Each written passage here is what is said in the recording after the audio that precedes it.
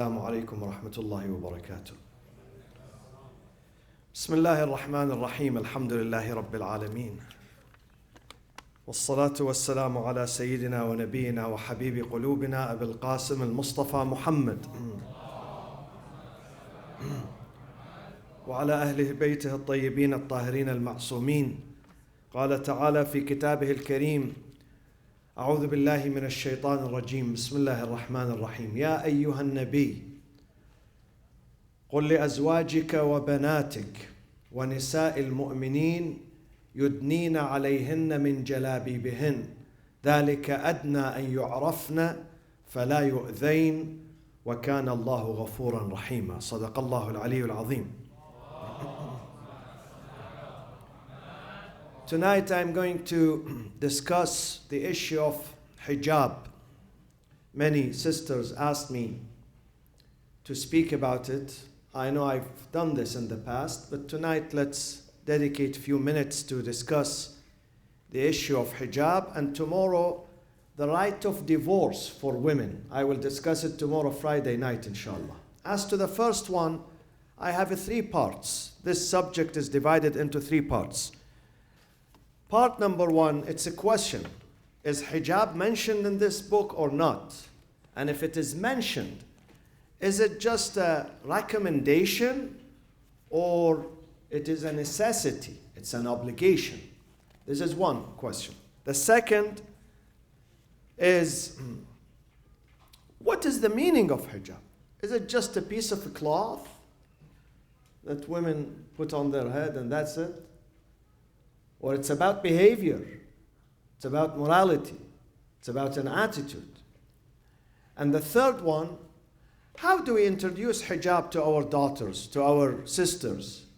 Do we enforce it by imposing it on them, forcing them, or do we teach them and encourage them?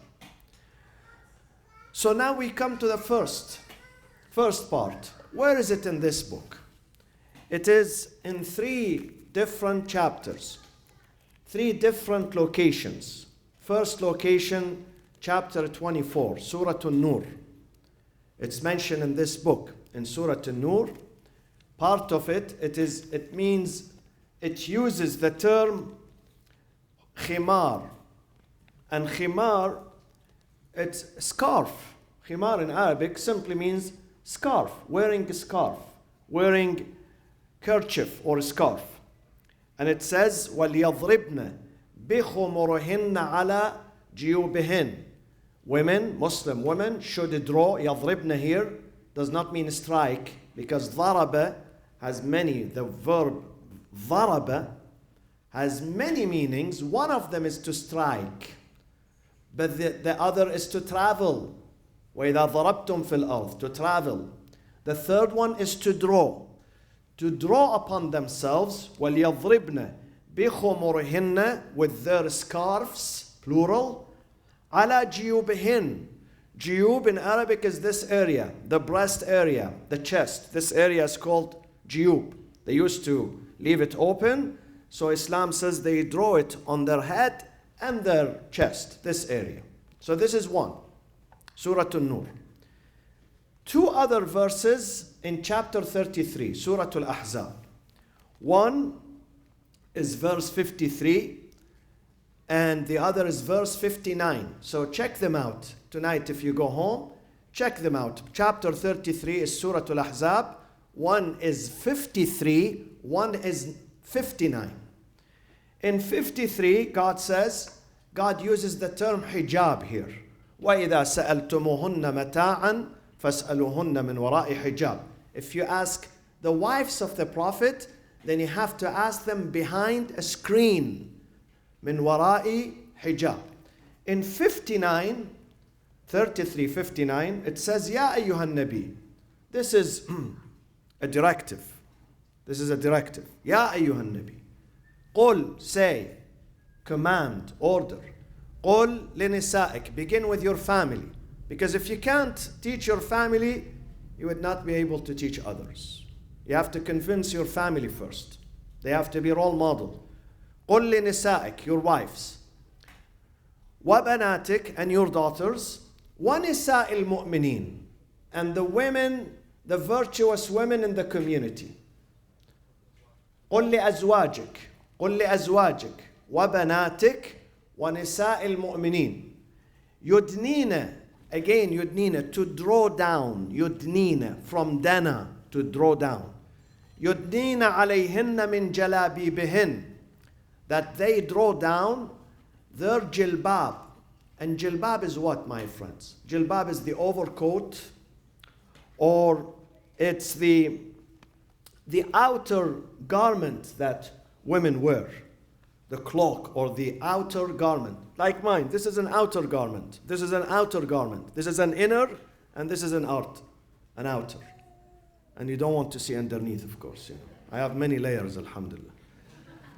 So, why? And the Quran uses a good philosophy, a good reason. Why should they cover up? ذَلِكَ أَدْنَى أَن يُعْرَفْ أَن يُعْرَفْنَ فَلَا يُؤْذَيْنَ وَكَانَ اللَّهُ غَفُورًا رَحِيمًا. One of the reasons for hijab, one of the logical reasons, is that thus it is likelier that they will be known and recognized and not be disturbed and harassed. Quran is saying hijab is not just a piece of cloth. Hijab is an identity. It's like an ID card that you carry with you. That I am protected, I am honored, I am valued, I have a value. You cannot approach me indecently. You cannot speak evil or bad or harass me. I am protected. I have immunity, protection.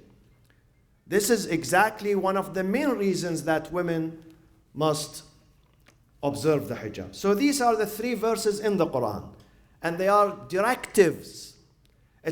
They are not recommendations. Some people tend to say these are recommendations. We may do them, we may not. Quran says they must. When it says it's a must, it's not recommendation anymore. It's a directive. You have to adhere to it. So it is considered part of the wajibat, the obligations, Islamic, moral obligations. Now we come to the meaning and dimensions of hijab. Number 1, why women should observe hijab, it's for their own protection, for their own maintenance, not just physical protection. There is something bigger than physical. Sometimes women are, they master martial arts. They can defend themselves. But it's about moral and spiritual protection too. It's about their chastity. It's about their honor. And it will aid, definitely, hijab, an observant sister, a woman who observes hijab, it will aid to avoid negative attention, and also negative temptation in the society. And what is, in my opinion, if you ask me to put hijab in one sentence, I will say this. I will say it's an acknowledgement that we do not value women only for the sake of their physical appearance. Unfortunately, many societies today, the way they look at women and they grade them and value them, it mostly depends on their physical appearance. Mostly. But they don't look it through that skin. They don't look it through it to their characters, to their contribution, to their intelligence, to their sacrifice. They don't. They stop short of that. They judge them by their physical appearance. So if she has an attractive physical appearance, more likely she's going to get the job faster. I read a book written by a university professor. She's intelligent. She is very knowledgeable. She's a scholar. She said, I had a hard time getting this job because my physical appearance did not help me. I was not attractive enough. I go for the interview and I am turned down. And I know why they turned me down. God says we should not judge them by their physical appearance. Physical appearance is important. Physical beauty is important. But it's not everything about women. We don't love Fatima al-Zahra because of her physical appearance only. Neither Mary because of her physical appearance. We love them because of their sacrifice, because of their piety, because of their contribution, because of their intelligence, because what they gave to the humanity. So it makes a big difference. When you look at their intelligence before anything else, you're going to put them in the right place. You're going to appreciate them more. And in fact, many husbands, after marriage, they're going to love their wives more. Why?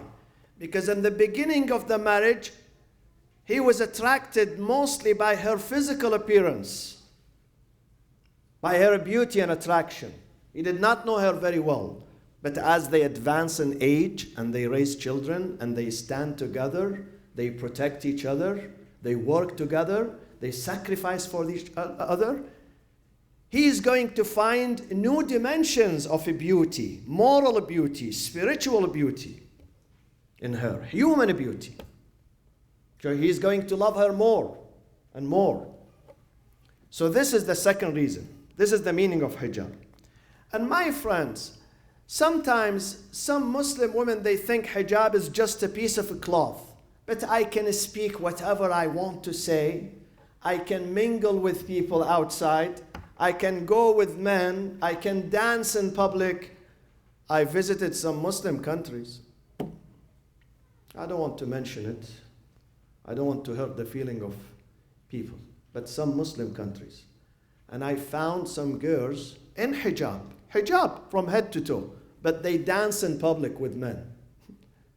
In a public square, Maidan, there is music there, and the music is very provocative, and they stand and dance.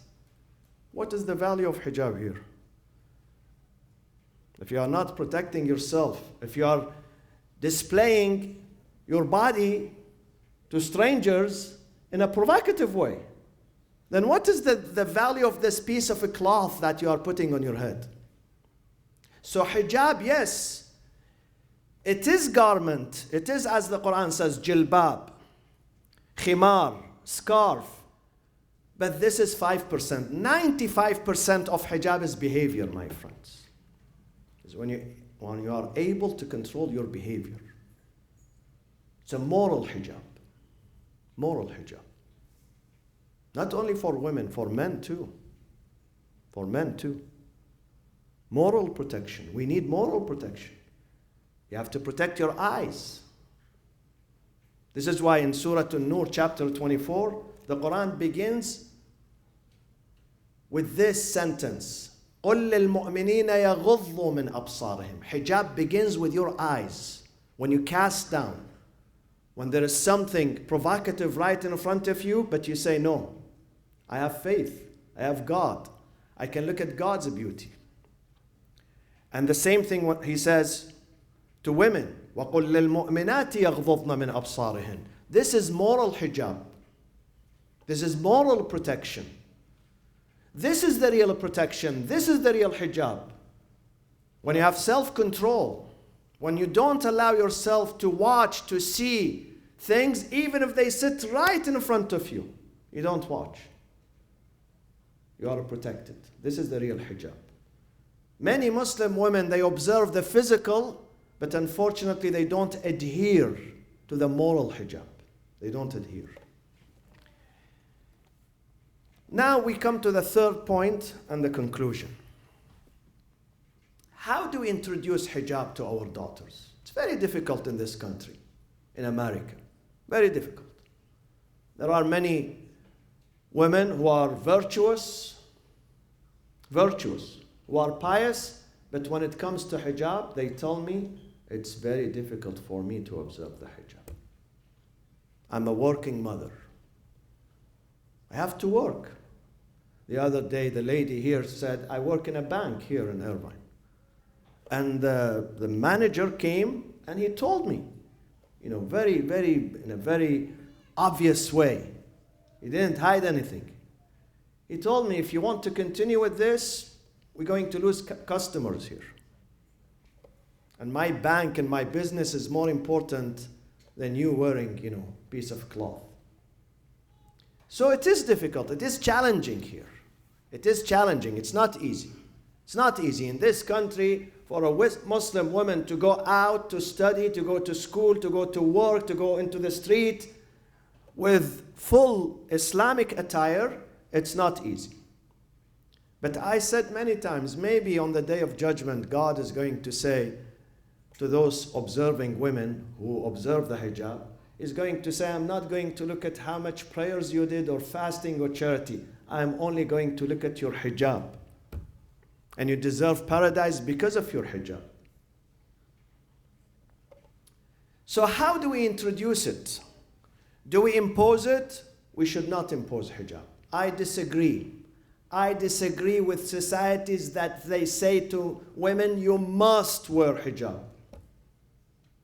You may say, you may wear hijab, not you must. You can't enforce it by pushing it down the throat of women. You can't. It backfires, my friends. Even with salat. If you want to teach your children to pray, do you carry a stick and run after them and tell them stand here and pray? You don't do that. Maybe they will pray the first day. The following day, they flee. They leave the family. You would not find them. They would not be part of your family anymore. You lose them. So, prayers, hijab, fasting, pilgrimage, almsgiving, these are acts of faith. What does act of faith mean? It means that it is between you and your Lord. It's here in your heart. Number one, you have to be convinced that this is good for you. Whether it's hijab, whether it's prayer, whether it's mosque, whether it is anything else. You have to be convinced, number one. Number two, you have to fall in love with it. If you don't fall in love with the prayers, you are not going to deliver it in a productive way, believe me. One day Imam Ali came into the mosque. A man was standing and doing his prayers very fast. Very fast. Speed of light. Very fast. Allahu Akbar. And then ruku. Imam Ali stood there. He said, unfortunately, أما لو خشع نفسه أما لو خشع قلبه لخشعت جوارحه. If this man knows God by his heart, then his limbs are going to follow his heart. But because the heart is missing, the heart is not there, the heart is not with God, therefore the limbs are fast. They don't know what they are doing. Always our limbs, they follow our fast. My eyes follow my heart. My ears follow my heart. So if my heart is not focused on God, then my limbs are not going to be focused.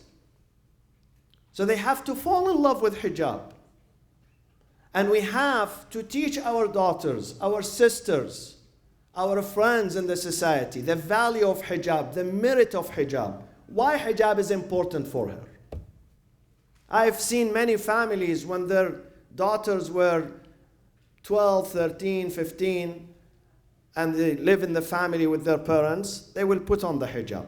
As soon as they go to college, different school, different city, the first thing they do, the day they register, the day they go to the first class, they throw away the hijab.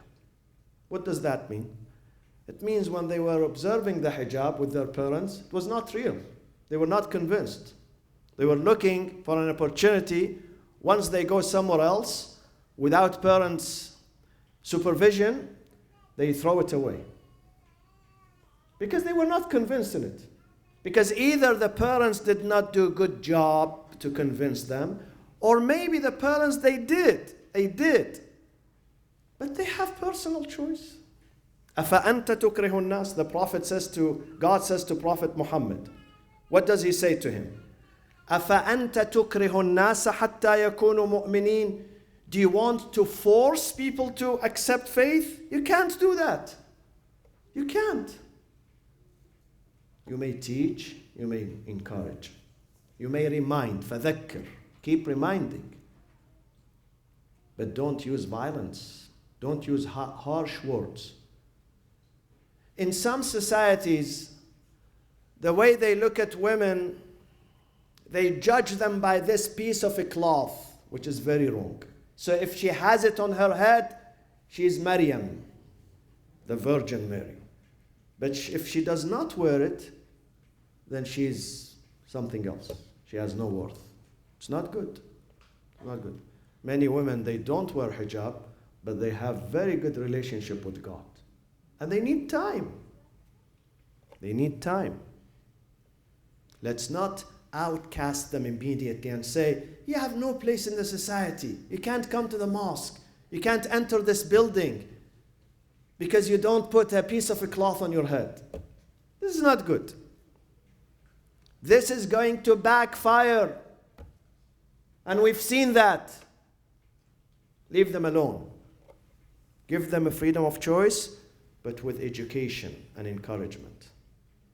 Keep reminding. God says to the Prophet, remind. 1 time, twice, 3 times, 50 times, 500 times, until one day, but remind them gently, not harshly. Ud'u ila sabili rabbik bil hikmah. Use wisdom and a beautiful admonishing. Wal mu'idhat al hasan. Keep reminding, one day they will accept. One day they can overcome this barrier. One day they listen to their Lord. One day they receive the call and they change. These are my 2 cents about hijab tonight. And tomorrow I'm going to discuss a subject that also many sisters asked me. Sometimes there is a divorce. And you know, right of divorce is mostly, not entirely, mostly with men. So men divorce their women in the court here, superior court, but when it comes to religious divorce, they don't grant them religious divorce. Why? So they can take revenge. They can torture them. She cannot go and remarry. He goes and remarries, but he does not allow his ex to remarry because he wants to punish her. And many women say, come on, where is my right? Where is my right in Islam? Does Islam agree with this or it doesn't? The answer, we hear it tomorrow, inshallah, night. You agree with me the iftar was delicious tonight or not? Very delicious. We hope we have the same iftar, inshallah, until the night of Eid. The reason I was able to yell and scream now because of this Zerishk Poloba Murg, you know. Tomorrow Salat al-Jumu'ah is at 1, inshallah. And remember, my friends, mark your calendar, the first night of Qadr is going to be Sunday, inshallah. This coming Sunday is going to be the eve of the 19th and the first night of Qadr and the night of the injury of Imam Amir al-Mu'mineen Ali ibn Abi Talib. اللهم اغفر للمؤمنين والمؤمنات